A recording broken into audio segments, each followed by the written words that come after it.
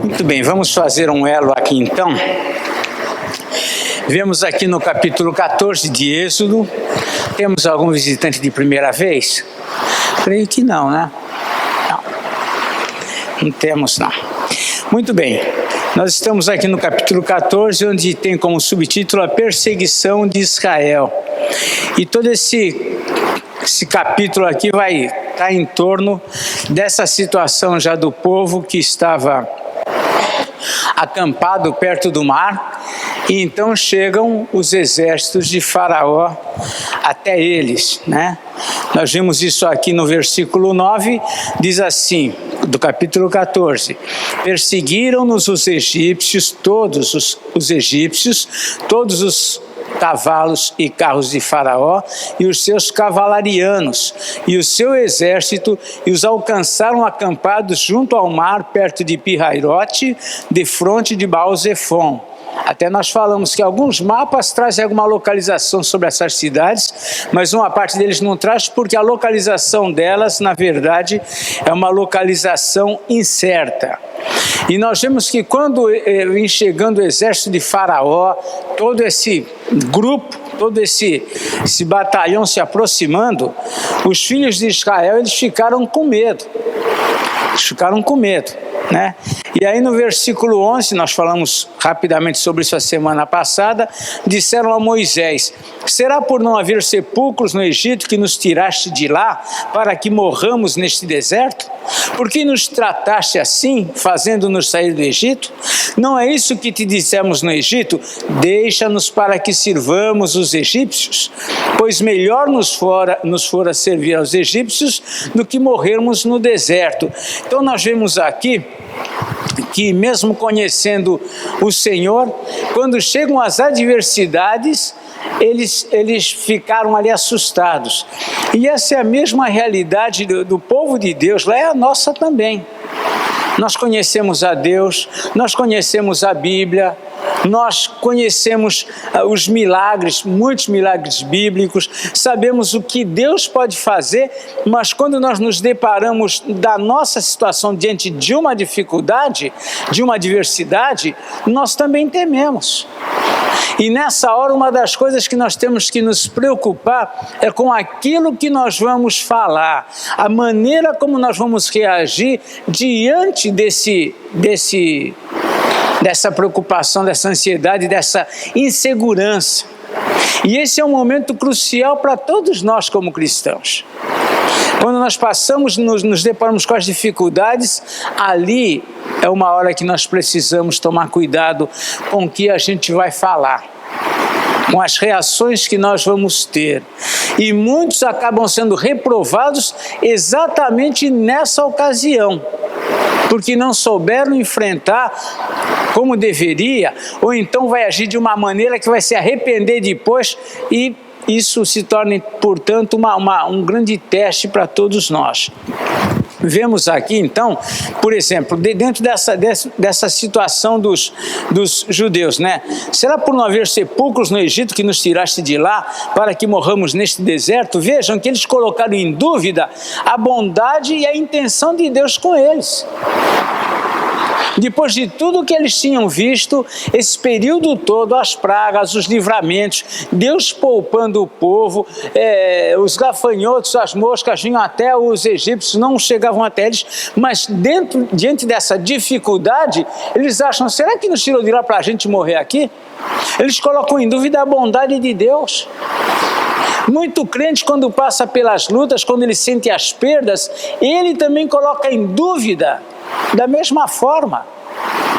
Ele começa a questionar a Deus, começa aquela confiança que aparentemente ele demonstrava em outra ocasião, nessa hora se revela enfraquecida, se revela-se murmuração. Eles desprezaram a libertação pela qual eles mesmos haviam clamado.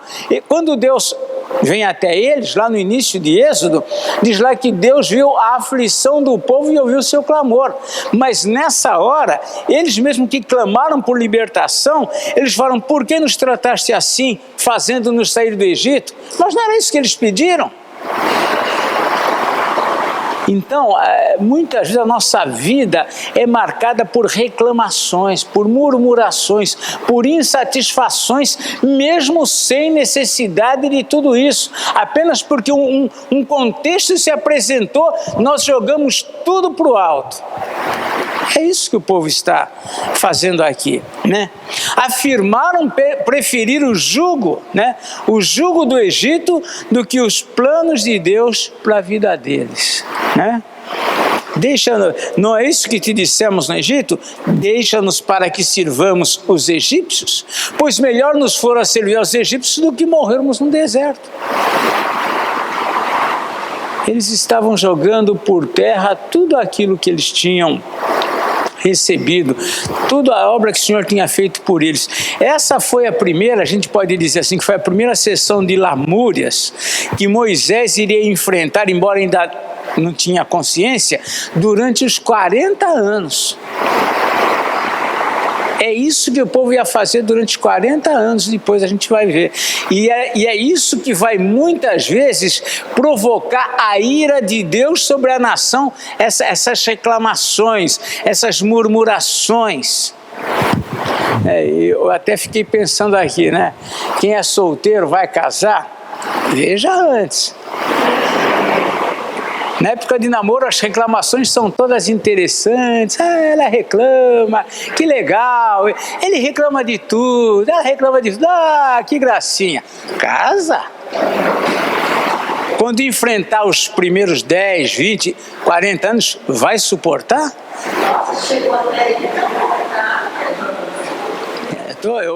A gente está sendo generoso aqui, né? Mas é isso. Deus, a gente no decorrer da história vamos vendo quantas vezes o Senhor manifestou a sua ira por causa da murmuração. Tem uma hora que diz, até quando eu vou suportar a murmuração desse povo? Porque ninguém aguenta murmuração, principalmente murmurações desnecessárias. O exército ainda estava longe, não tinha chegado até eles, mas eles já começaram a reclamar. Às vezes nós somos assim, né? O problema não aconteceu, mas nós já estamos verbalizando tudo aquilo que a gente pensa, jogando tudo para o alto, e é isso que eles estão fazendo. Então nós precisamos pensar, né? Como nós reagimos quando as coisas não saem como nós queremos ou esperamos? Quais são as nossas reações? Às vezes quando você enfrenta um problema, e você tem alguém do seu lado que está ali não, vamos resolver, vamos para frente, para quando você tem alguém do seu lado que vai, tá vendo, olha o que eu falei, pronto, aí você já... E o povo reagia dessa forma, né? E uma coisa nós percebemos no povo e por vezes também na nossa vida, é aquilo que eu disse, nós reclamamos cedo demais. Se o povo esperasse um pouco, não ia ter reclamado, ia ter visto um livramento extraordinário, incomum, sobrenatural de Deus, e não precisaria estar registrado aqui a primeira das muitas murmurações que eles tinham pela frente. Muito bem. Sob a condição de Moisés, né, sob a condição de Deus, Moisés procura acalmar o povo. Os versículos 13 e 14, pode ler alguém, o 13 e o 14. Moisés, porém, respondeu ao povo: não temais, aquietai-vos, veja livramento do Senhor que hoje vos fará, porque os egípcios que hoje vedes nunca mais tornareis a ver. O Senhor peleja por vós e vós vos calareis. Moisés procura acalmá-los com o quê? Com as promessas que já tinha. Deus já tinha falado que ia levar o povo para uma terra diferente. Uma terra boa. Essa já era a promessa de Deus. Deus fez milagres extraordinários no Egito. Nós não vemos a dimensão desses milagres, nós só vamos ver nos dias de Jesus. Mas eles tinham visto coisas extraordinárias. E o que Moisés faz é tentar acalmar com aquilo que o Senhor já fez e ainda há de fazer. A promessa que Deus levaria a um local de adoração já tinha sido passada ao povo, mas diante dessas dificuldades que surgem, novamente eles perdem a confiança. É como se você tivesse que, toda vez que aparece um problema, você provar para a pessoa que você vai conseguir resolver. Ela já viu você resolver 10 problemas, apareceu desse primeiro, ela reclama como se fosse a primeira vez lá atrás. Não há confiança, é como se você nunca conseguisse crédito. Você vai, mas você não tem crédito nenhum. Era Deus que estava aqui dentro da situação, mas Deus não tinha crédito ainda do povo a despeito de tudo aquilo que ele já tinha feito, né? Eles iam se guiando pelas condições que viam na frente deles. Eles não olhavam para o passado, não olhavam para a história, não olhavam para o que Deus já tinha feito. Não, o problema era aquele que eles estavam vivendo. Parece que esse era sempre o problema maior. Não se guiavam pela fé. E isso vai trazendo para eles, vai somar no decorrer da história toda uma reclamação. Mas nós vemos aqui que Moisés procura acalmá-los, dizendo: olha, o Senhor pelejará por vós. O Senhor já tinha feito isso até ali. Se eles já tinham saído do Egito, chegado até ali, foi sob todos os milagres extraordinários que Deus já havia feito. Vemos aqui que na sequência, né, aparentemente Moisés estava orando diante dessa situação, ou ele estava em oração. Porque o que diz aqui o versículo 15 e 16? Vamos lá, 15 e 16. Disse o Senhor a Moisés: por que clamas a mim? Diz aos filhos de Israel e marcha. E tu levanta o teu bordão, estende a mão sobre o mar e divide, para que os filhos de Israel passem pelo meio do mar em seco. Muito bem, então a impressão que dá é que diante de toda a situação, Moisés estava lá orando, clamando a Deus. E o Senhor diz: por que estás clamando? Por que clamas a mim? Como que diz isso? Esse assunto que você está me trazendo, eu já te dei resposta outro dia, eu já te falei o que vai acontecer. Por que clamas a mim? Dize aos filhos de Israel que marchem. É claro que isso era uma coisa que exigia a fé. Por quê? Eles estavam de frente do mar. Eles não tinham como voltar para trás porque o exército de Faraó vinha lá atrás. Então, a palavra é marchem. Às vezes, né, até nós passamos por essa situação, mesmo tendo promessas, tendo já experiências com Deus, a gente, quando se depara diante de uma situação, a gente pensa: agora não vai dar certo, mas todas as vezes que aconteceu lá atrás, não enfrentamos e não passamos, temos que confiar que agora é possível também passar. E o povo aqui, a ordem do Senhor era que eles marchassem. E ele dizia: tu levantas o teu bordão. Da mesma forma que ele sempre estendia o bordão para o rio, lá para acontecer as pragas lá no rio no Nilo e tudo mais, agora ele estende o teu bordão, levanta o teu bordão, estende a mão sobre o mar. Vem até aquela figura que sempre aparece quando alguém desenha Moisés, aquela figura de alguém estendendo o bordão e o mar se abrindo. Levanta a mão e estende o bordão, para que os filhos de Israel pudessem marchar e que passem pelo meio do mar em seco. Mais um milagre, Deus estava ali providenciando para que o povo continuasse. E nós vemos aqui que o povo, mesmo nessa situação, eles estão ali insatisfeitos, eles estão ali ainda preocupados, mas agora o mar vai abrir e o exército faraó vem vindo. E o Senhor mais uma vez, né, isso daqui é um estilo de literatura, mais uma vez repete: eis, versículo 17, eis que endurecerei o coração dos egípcios para que vos persigam e entrem nele. Ou seja, a ideia era que os egípcios fossem de fato entrar no mar, fossem persegui-los para onde eles fossem. Serei glorificado em Faraó e todo o exército, nos seus carros e nos seus cavalarianos. E os egípcios saberão que eu sou o Senhor, quando for glorificado em Faraó, nos seus carros e nos seus cavalarianos. Eles não, aqui o termo nem usa cavaleiros, mas cavalarianos. Então nós vemos aqui que era o plano de Deus que assim acontecesse. O povo estava preocupado, mas essa era a forma como Deus iria agir e realizar ali mais um milagre. Nós vemos que Deus também está aqui credenciando Moisés. Credenciando, ou seja, a ideia era que o povo também visse em Moisés a autoridade. Por isso que é Moisés estendendo a mão, é como se o povo vendo Moisés fazendo isso, o povo iria respeitar Moisés. E esse é um dos pontos também que nós vemos lá com respeito, por exemplo, na vida de Josué. A mesma coisa Deus fez. Vamos ler um texto lá de Josué 3, para a gente ver que essa mesma ideia o Senhor vai aplicar depois à vida de Josué. Josué capítulo 3, 7 em diante. Josué, capítulo 3.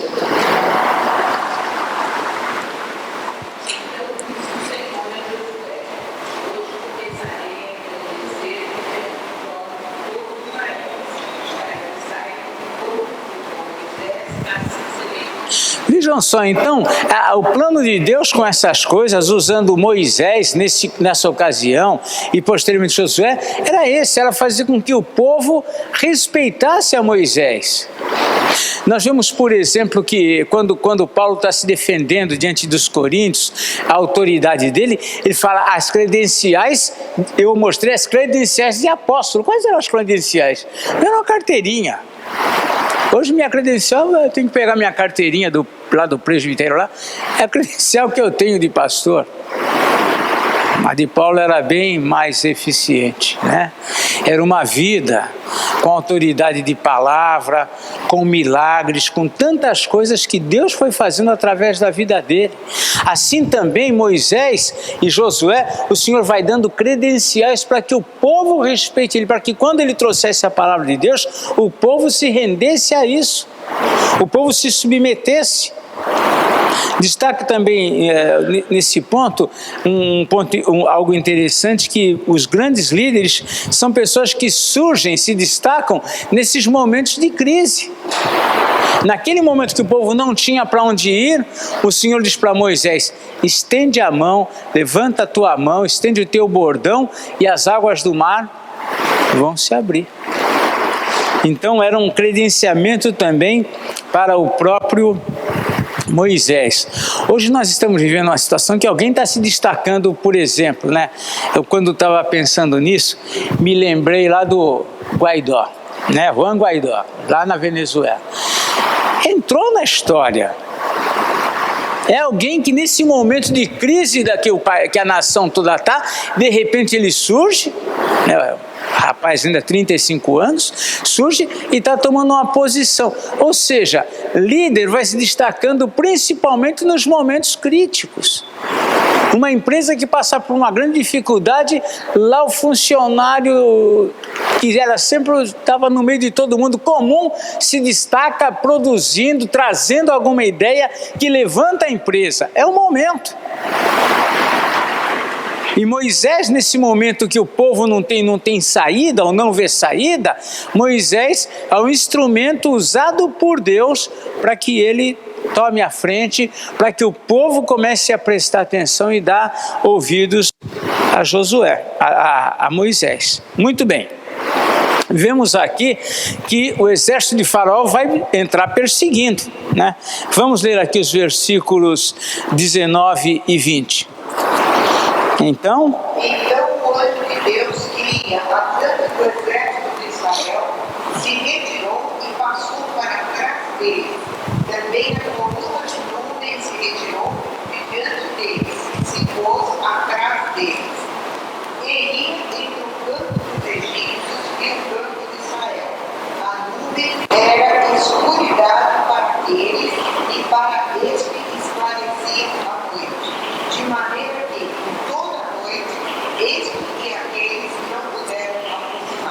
Então nós vemos aqui mais uma manifestação do cuidado de Deus, né? Diz algumas coisas que nós não conseguimos um esclarecimento. Então o anjo de Deus que ia adiante do exército de Israel se retirou e passou para trás deles. Sim. Como que era isso? Né? Como que era essa? Nós vemos que Moisés registra aqui que havia um anjo à frente e que o anjo se coloca atrás. Mas nós não sabemos como que era essa manifestação.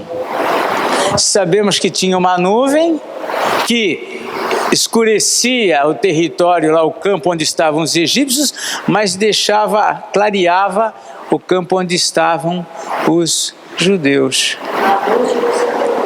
Né? Poderia ser a nuvem o anjo, mas aqui fala o anjo e fala a nuvem. Então, mas nós vemos que nós vamos ver mais à frente, não sei daqui a quantos anos, que o anjo do Senhor caminhava de fato com o povo. Chegou uma hora que o Senhor falou: olha, eu não vou mais caminhar no meio de vocês, porque se eu caminhar e vai vir mais murmurações por aí, se eu ficar no meio de vocês, eu vou exterminar esse povo. Moisés ficou até mais se a tua presença não vai comigo. Mas o fato é que o anjo do Senhor aqui, de que maneira se manifestava exatamente nós não sabemos, mas ele deixou a parte dianteira do povo e se interpôs entre o exército de Faraó e o povo de Deus, protegendo, guardando, né? Cuidando do povo da aliança, o povo escolhido, clareando para os judeus, escurecendo para os egípcios. Muito bem. É interessante também o fato que Deus não livrou o povo da perseguição. A gente às vezes quer que Deus resolva os nossos problemas de acordo com o nosso projeto de livramento. Né? Mas Deus às vezes não livra. O povo continuou sendo perseguido, a perseguição estava lá. Né? Deus podia ter livrado o povo dessa perseguição. Para que permitir que viesse todo esse grupo lá te assustando lá? Para que isso? Senhor, elimina. Mas não, né? Mas não. Deus não livrou o povo da perseguição, mas manteve a situação sob o seu controle.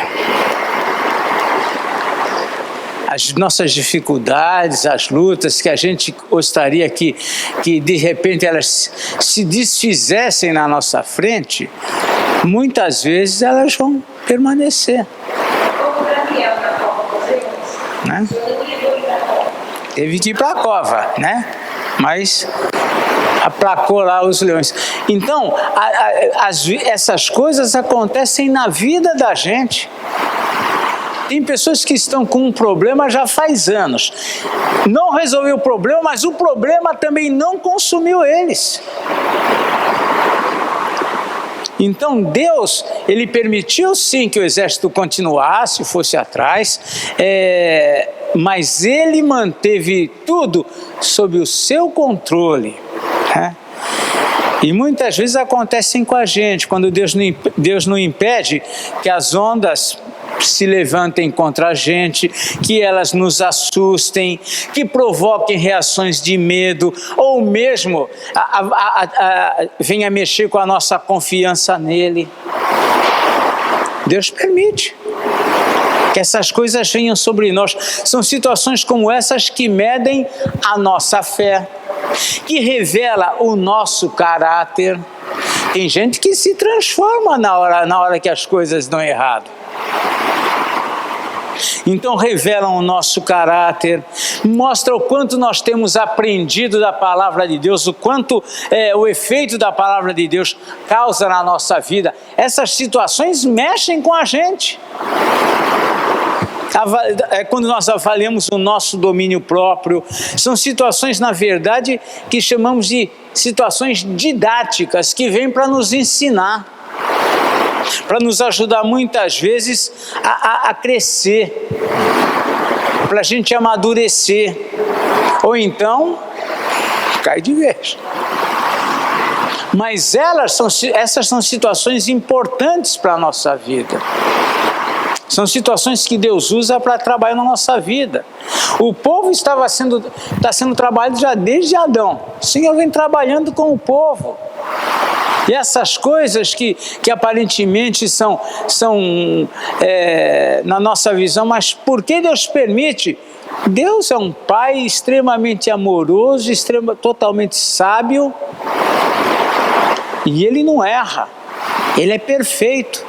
E o povo está tendo a oportunidade de conhecer mais de Deus e conhecer mais a si mesmo também. E os israelitas, vemos aqui que eles caminham em direção ao mar, mesmo durante a noite eles são mantidos por Deus e separados dos egípcios. Os egípcios não conseguem chegar até eles, nem conseguem vê-los, porque a nuvem era escuridão para eles. Como? Pelo menos está lá.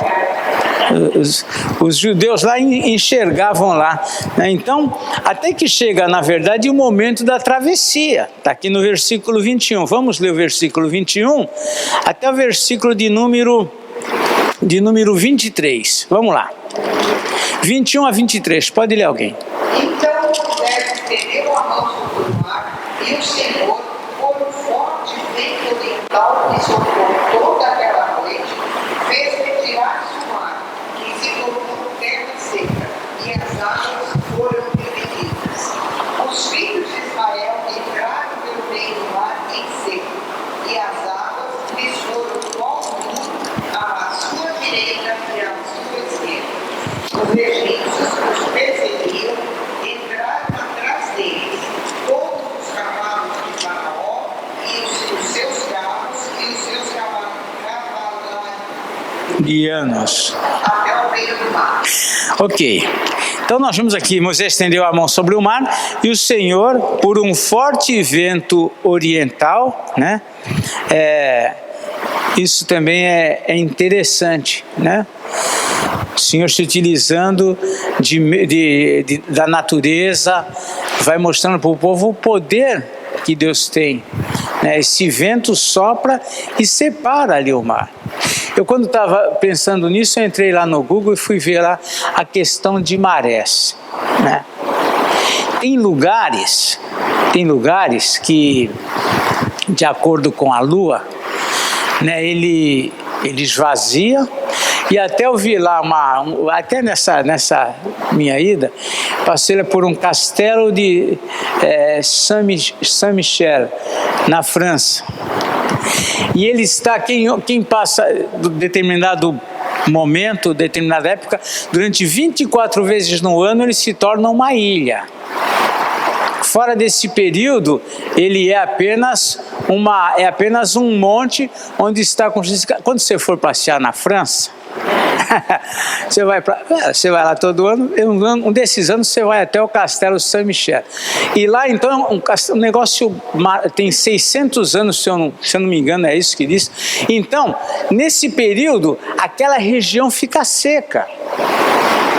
O mato que cresce nos campos que tem ali perto, que as ovelhas comem, inclusive dizem que a carne dessas ovelhas já é uma carne diferenciada, porque esse capim que nasce ali, ele já tem um quê de sal. Quando chega 24 vezes por ano, o que acontece? Vem a água do mar e toma aquela região toda, e aquele castelo que está sobre o monte passa a ser o que? Uma ilha. Passa a ser uma ilha, né? Até a pessoa que estava fazendo a reportagem, ela estava lá e falou: bom, tal hora está previsto, porque daqui a algumas horas o mar vai tomar isso aqui, né? E ela disse: já está sentindo, até me lembro disso, porque já está um vento muito forte. Eu falei, vai ver que o vento faz parte desse processo. Mas enfim, o fato é que o Senhor usou de um vento oriental, né, um vento forte, que usou ele aqui, é o que o texto registra, né? Um vento oriental, um forte vento oriental, que soprou toda aquela noite, fez retirar-se o mar, que se tornou em terra seca. e as águas foram divididas. Põe o mapa para nós aí, por favor. Vamos ver se a gente consegue aqui. Deixa eu ver onde que eu pus. Está aqui. Aquele mapa. Isto, ó. Lembrando que o povo de Deus, eles estavam acampados nessa região, né? Aqui, olha lá, passagem do Mar Vermelho. Vejam que aqui é uma parte mais estreita, mas para a gente que está olhando aqui é um dedinho. Mas lá na região isso era um braço de mar que de fato passa por ali. E esse vento, então veja como que houvesse aqui um espaço aqui se abrisse. Quando nós lemos aqui o texto aqui no versículo 21, diz assim que as águas foram divididas. No versículo 22, diz assim, as águas lhes foram qual muro, à sua direita e à sua esquerda. Havia um espaço. A gente pode ter a impressão de que era um espaço pequeno. Mas quando você lê o texto todo, não era um espaço pequeno entre o mar. Por quê?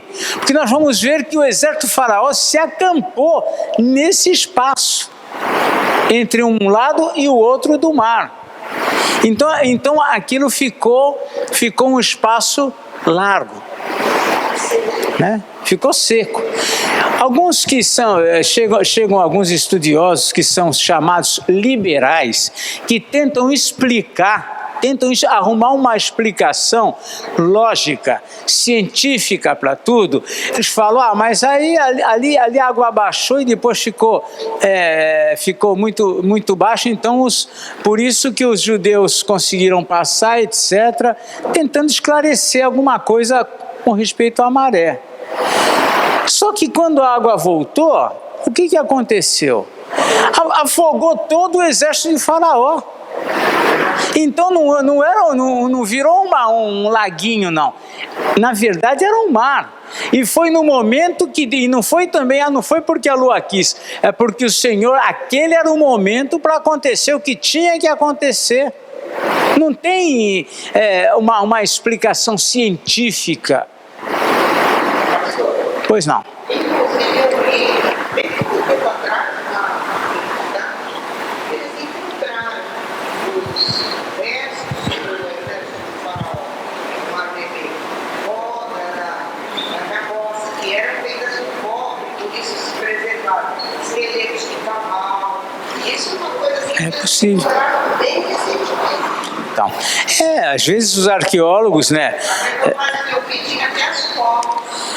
Os arqueólogos, eles encontram muita coisa que eles atribuem, e pode ser mesmo desse evento, mas o fato é que esse espaço aqui ficou dividido por um período, né, que eles atravessaram, e o exército de Faraó seguiu, como estava um espaço aberto, seguiu. É difícil para nós imaginarmos, né?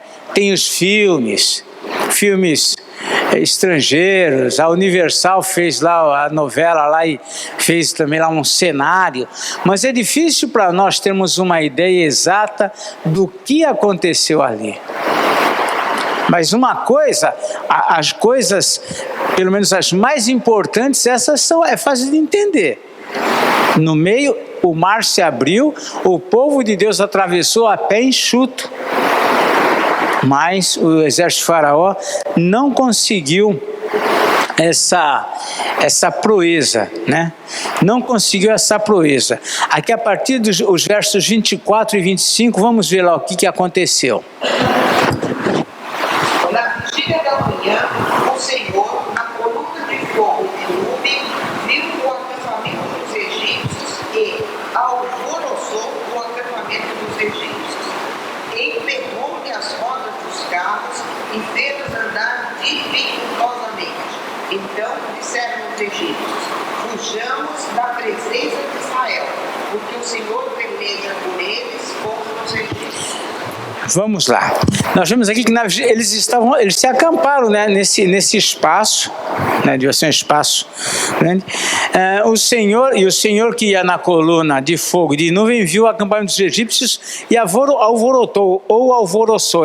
No dicionário é a mesma ideia, o acampamento deles. Veja que eles estavam acampados, mas o Senhor, aqui não diz o que o Senhor usou para alvoroçá-los, mas diz que o Senhor criou um conflito, uma situação ali entre eles, que eles desistiram de perseguir Israel e resolveram o quê? Fugir, voltar.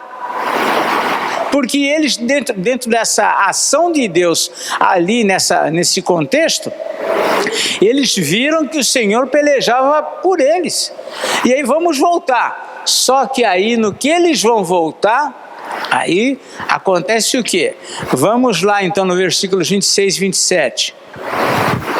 Disse o Senhor a Moisés: estende a mão sobre o mar para que as águas se voltem sobre os egípcios, sobre os seus carros e sobre os seus cavalarianos. Então Moisés estendeu a mão sobre o mar, e o mar, ao romper da manhã, retomou a sua força. Os egípcios, ao fugirem, foram de encontro a ele, e o Senhor derribou os egípcios no meio do mar. Muito bem, então nós vimos algumas coisas, alguns pontos interessantes. Primeiro, que o Senhor emperrou, né? Diz aqui no versículo 25, emperrou-lhes, vem falando lá sobre o Senhor na coluna de fogo, alvoroçou o acampamento deles, emperrou-lhes as rodas. O Senhor agiu na situação, emperrou-lhes as rodas dos carros e fez-os andar dificultosamente. Eles não conseguiam desembaraçar nessa fuga. E a água vinha de encontro a eles. Então a impressão que nós temos, cadê o mapa? Estava ali, ó. Olha o mapa.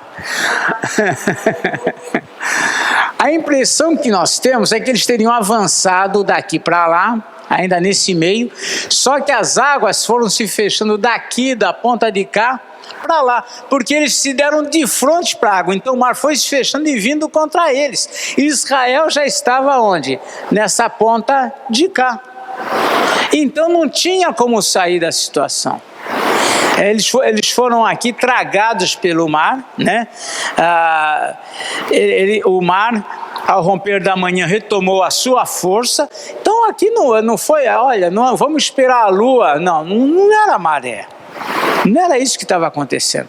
Pode acender, por favor. Então, já era o quê? Já era o Senhor agindo e o Senhor fazendo com que essas coisas acontecessem. Nós sabemos hoje que a natureza promove algumas situações, mas Deus é o Senhor da natureza. Nós sabemos que as leis físicas também promovem algumas situações, mas o Senhor está acima das leis físicas. Ele faz machado flutuar. E aí? A lei física diz que isso não pode acontecer, mas Ele faz. Então, o Senhor, ele faz com que as águas do mar voltem na sua força, e os egípcios, então, ao fugirem, vão de encontro a Ele, e o Senhor derribou os egípcios no meio do mar. Versos 28 e 29. E voltando às águas, corriam nos carros, cavalarianos, de todo o exército de Faraó, que os haviam servido no mar, nem ainda eles se foram. Mas os filhos de Israel caminhavam até encher o meio do mar, e as águas eles eram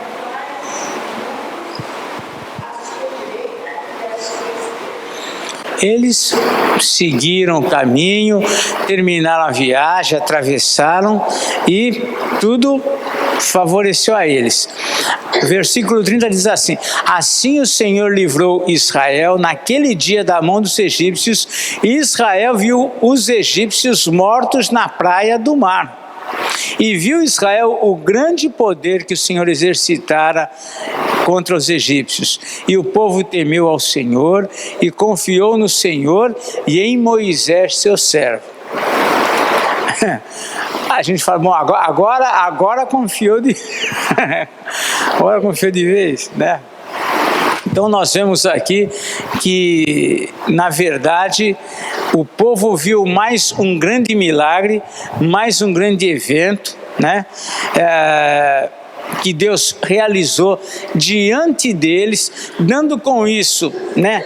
Fazendo com que o povo confiasse no Senhor e também em Moisés, porque o povo com essas coisas iam também reconhecendo a liderança, a autoridade que Moisés tinha. Moisés era o homem que falava com Deus, que ouvia a voz de Deus, que Deus usava para fazer esses milagres. Muito bem. Vemos aqui que Deus então realizou esse milagre, né? E os egípcios morreram, o povo encontrou aqui, provavelmente eles viam o resultado disso, corpos, né? Os egípcios mortos na praia do mar, ou seja, esses corpos foram levados pelas praias, deviam ser milhares ainda que faziam parte do exército, não temos o número, mas o fato é que o Senhor agiu na vida de Israel, na vida dos egípcios. É interessante que, é curioso, os egípcios eles permaneceram ligados ao islamismo, né? Existe até hoje, tem igrejas fortes, tem a igreja presbiteriana, uma das igrejas presbiteriana no Egito, é a igreja forte que tem lá, muito conhecida, que serviu até em alguns atentados que teve lá na capital, ela serviu de abrigo para muita gente, mas o Egito, ele, na sua maioria, ele é muçulmano, ele é islâmico, ou seja, a história dele está aqui. Agora, eles creem no Deus, nesse Deus, por isso que o islamismo, eles creem no Deus de Abraão. Para eles, Abraão é o patriarca. Só que a maneira como eles interpretam lá, e aí junta-se aí o Alcorão, aí dá todo esse contexto que eles vivem. Muito bem. Diante de tudo isso, o que acontece? Acontece uma grande festa, né? Aí vem uma festa toda, nós vemos aqui no capítulo 15, né? Os egípcios morreram, Israel a pés enxutos, e aí diz assim o início no versículo 1 do capítulo 15: então entoou Moisés e os filhos de Israel este cântico ao Senhor. Então, houve ali manifestação de alegria, de louvor, de júbilo, né? Que nem quando o torcedor fanático chegou na final, o time ganhou, a gente viu o que dá aí na televisão, vem festa, aquilo tudo. E Israel estava vivendo esse momento.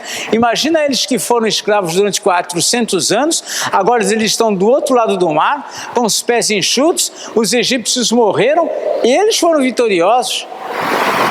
Era um momento de muito júbilo, de muita alegria. O povo estava aqui eufórico. E então Moisés, né, entoou Moisés e os filhos de Israel este cântico ao Senhor.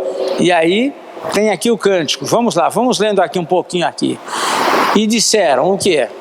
Cantarei ao Senhor, porque triunfou gloriosamente na sua mão da palma e seus cavaleiros. O Senhor é minha força, o meu Deus, ele me foi de salvação, este é o meu Deus, porquanto eu louvarei, ele é o Deus do meu Pai, por isso te exaltarei. Pode ler o 3 também. O Senhor é homem de guerra, o Senhor é o seu nome. Vejam que esse cântico, como os tantos cânticos mais, mas principalmente esse referente ao Êxodo, que posteriormente é repetido num dos salmos lá na frente, nós vemos que esses cânticos eles contavam a história do que havia acontecido. Esses cânticos que os judeus cantavam eram cânticos que, na verdade, eram uma forma de manter viva uma história, algo que aconteceu, um evento. Quando, por exemplo, hoje nós não cantamos hoje, mas tem um dos hinos aí que foram do Castelo Forte, um hino de Martinho Lutero, né? Martim Lutero que compôs o hino e tudo mais. Ou seja, contou uma história. Cada história forte é o nosso Deus. É um cântico, é um hino que foi escrito numa circunstância, num momento, ele traz parte da história. Ainda que tudo venha se acabar, se a vida enfim terminar, com ele reinarmos. Ou seja, era um momento da história que ele estava vivendo. E aqui nós vemos Moisés, né, nesse cântico aqui também, passando essa ideia, né, exaltando ao Senhor, né. Aqui no versículo 2, por exemplo, ele diz lá: o Senhor é a minha força. Esse versículo destaca um aspecto importante. Moisés expressa a sua adoração pessoal a Deus. O Senhor é a minha força. É pessoal, é particular. E é assim que Deus deve ser para nós. É importante em família, é importante, mas a partir do indivíduo. O Senhor, quando Josué vai falar lá na frente, lá depois de estar na terra prometida, e o povo já está indo, se ajeitando nas suas casas, nos seus ambientes, ele diz: eu e a minha casa. Começa comigo. Eu quero que a minha esposa creia, eu quero que os meus filhos creiam, e eu quero que eles um dia eles também falem: eu creio. Né? Que nem, Jesus morreu por nós. Jesus, é importante que eu tenha consciência que ele morreu por mim, no meu lugar. Então, deve haver adoração, é individual. Nós nos reunimos todos os domingos para adorar a Deus. É importante a comunhão com a igreja adorando o Senhor, mas a igreja o ideal é que cada um, particularmente, individualmente, esteja adorando o Senhor. E aqui Moisés, mesmo em meio àquilo que Deus fez para todo o povo, ele diz: o Senhor é a minha força e o meu cântico, eu adoro ao Senhor, Ele é o meu Senhor. E nós precisamos ter esse conceito, essa consciência de que Deus é o Deus da minha vida. E é isso que essa ideia que Moisés passa, né? O Senhor é força minha. Ele não diz nossa, né? O Senhor é a nossa força. Existem momentos em que o salmista, de fato, ele faz assim. Ele juntamente com o povo, mas tem que ser individual também. Tem que ser uma adoração individual, particular. Eu não posso só porque eu estou num grupo, então eu sou um adorador, aqui com um grupo. Mas individualmente, como que é a minha vida? Como que é essa minha relação com Deus? É preciso ter uma relação individual. Antes de tudo, Deus deve ser o meu Deus. É isso que tem que acontecer. Mas nós vemos que nesse cântico ele também descreve o quê? A frustração do inimigo que contava com a vitória. Quando o faraó soube que Israel tinha ido lá para Pi-Hairote, lá para o outro lado, para Etam, lá para o outro lado. E aí ele soube que Israel recuou, o que ele pensou? Agora, que vai embora nada, vamos trazer ele de volta. Saiu com segurança. Entretanto, ele ficou frustrado. E é isso que também Moisés descreve aqui no cântico. Vejam os versículos 4 em diante aqui, os versículos 9 e 10, principalmente. Vamos lá. Pode ler no 9 e o 10 só. Ele vai dizer, a ideia dele, ele vai desde o versículo 4 falando o que aconteceu, que o Senhor lançou no mar os carros de Faraó, seu exército e tal, mas no 9 e 10 ele vai no ponto ali. O que diz lá? O inimigo dizia: perseguirei, alcançarei, repartirei os povos, a minha alma se guardará dele, arrancarei a minha espada e a minha mão os destruirá. Sopraste com teu vento e o mar cobriu, afundaram-se como chumbo em águas impetuosas. Então ele vai descrevendo aqui esses fatos, a frustração do inimigo, uma guerra que para o inimigo, para Faraó, Israel já estava vencido, já estava entregue, eles recuaram, mas no entanto ele relata aqui, o inimigo nessa segurança toda ficou frustrado, soprou contra o vento e o mar os cobriu, afundaram-se como chumbo. Então ele vai descrevendo ali a história, como que eles estão vendo essa passagem se desenrolando na frente deles, né? Relata também o efeito de tudo isso nos povos que moravam na região. O efeito disso está aqui nos versículos 14 a 16. Pode ler alguém? Os povos ouviram, eles estremeceram. Agonias apoderaram-se dos habitantes da Filístia, isso. Ora, os filhos de Edom se perturbam, os poderosos de Moabe se apoderam de Temor, escurecem todos os habitantes de Canaã. Sobre eles.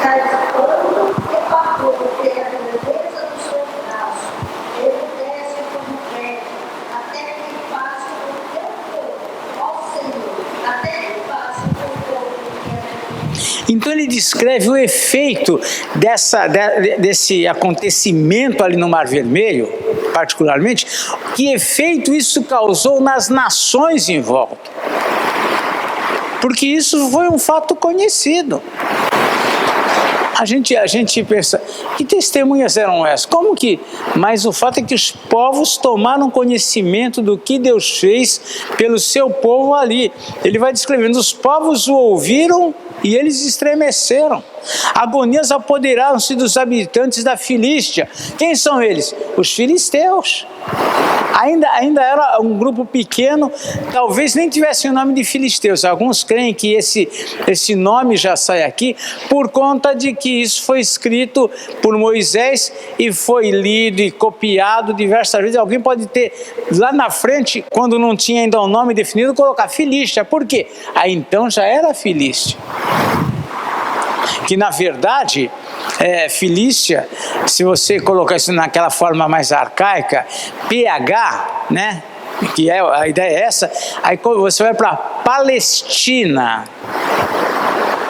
que seria Falestina, filisteu, é aquele povo que mora, que habita na região litorânea de Israel, onde hoje estão lá, né? Como é que a turma toda da encrenca com Israel habita essa faixa de Gaza lá, que é a situação. Mas esses povos todos, né, Edom, Moabe, todos os habitantes de Canaã esmorecem. Por quê? Eles ficam sabendo que esse grupo todo saiu do Egito, eram escravos, saíram, estão indo para onde? Em direção à terra deles. Então, e vão tomando conhecimento. Como vão tomar conhecimento? Quando chegar lá no rio, isso ia ser rápido, mas depois ficou para 40 anos à frente, né? Quando Josué chega lá, ali à altura do rio Jordão. Mas é uma outra história que está lá para frente. Hoje nós vamos parar por aqui, mas vemos também aqui, só para a gente encerrar aqui esse cântico até onde, aqui no versículo 17 e 18, por exemplo, fala da segurança que eles tinham quanto às promessas de Deus, 17 e 18, pode ler alguém? Tu?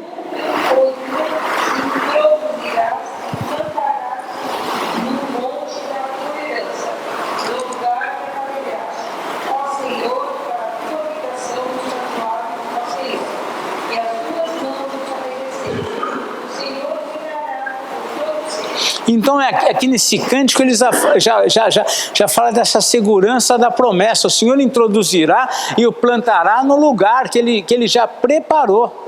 Então o cântico vai estimulando o povo, vai contando a história, vai lembrando essas promessas. E no verso 19 ele resume os fatos aqui, que já não é um cântico, mas é aqui uma palavra aqui. Porque os cavalos de Faraó, com os seus carros e com os seus cavalarianos, entraram no mar, e o Senhor fez tornar sobre eles as águas do mar.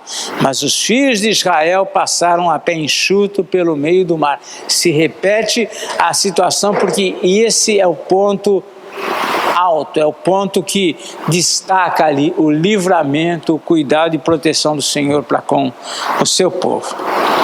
Semana que vem nós continuamos, agora com a participação das mulheres nessa festa, nesse momento de alegria.